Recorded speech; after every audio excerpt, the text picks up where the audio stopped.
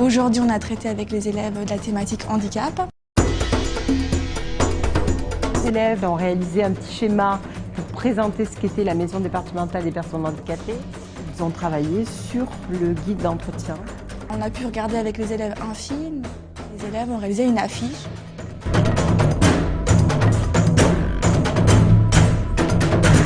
L'enseignement d'exploration santé sociale permet d'aborder des questions de société traitant de la santé et du bien-être social. Apporter un regard positif sur eux grâce à leur sourire. Et on aborde avec les élèves des thématiques. Ces thèmes sont l'action humanitaire, l'hôpital, vivre ensemble sur un territoire, les âges extrêmes de la vie et l'accueil de la petite enfance.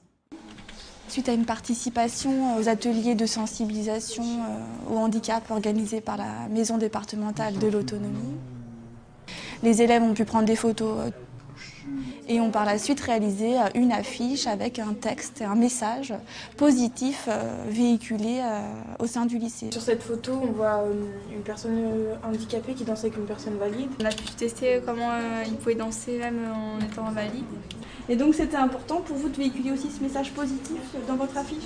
Avant d'aller voir ça, personnellement, je ne pensais pas que c'était possible. Oui, moi non plus.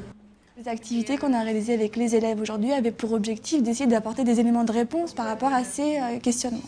Donc on a créé la dernière fois un santé sociale. Voilà, vous l'enregistrez. Les élèves ont conçu un guide d'entretien. Ça permet d'aller à la rencontre du terrain et de rencontrer des professionnels. Pour notre interview, on a choisi l'accès à la culture. On va rencontrer une personne qui s'occupe de l'accessibilité aux personnes handicapées dans le transport en commun. Définition et logo concernant le handicap. Rajoute handicap. Cet enseignement d'exploration santé sociale, il vise aussi à acquérir des compétences transversales. La sélection des informations sur Internet. Quels sont les critères qu'on prend en compte pour évaluer la fiabilité d'une information? Et accompagner. Travailler en équipe aussi, par rapport à la recherche d'informations, c'est aussi une compétence transversale. On va avoir affaire à la MDPH, donc on peut tourner la flèche. inverser la flèche. Oui. On a pu regarder avec les élèves un film, donc Le bonheur d'Alexandre, qui retrace la vie quotidienne d'Alexandre Jolien, un philosophe, donc porteur de handicap. Et donc qui diffuse des messages très positifs sur le handicap. Et l'idée, c'était donc de faire réfléchir les élèves sur leur représentation.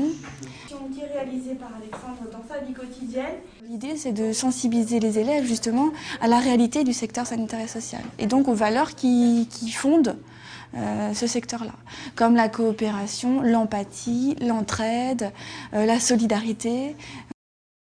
Ce que je voudrais faire après la seconde, ça serait une première ST2S. Je vais faire le bac ST2S. Moi, j'hésite entre un bac ST2S et un bac ES. À la fin de l'année de seconde, les élèves doivent être capables de dire le domaine de la santé et du social, c'est un domaine qui m'intéresse, je suis motivée pour poursuivre mes études dans ce secteur-là, donc je continue en bac ST2S.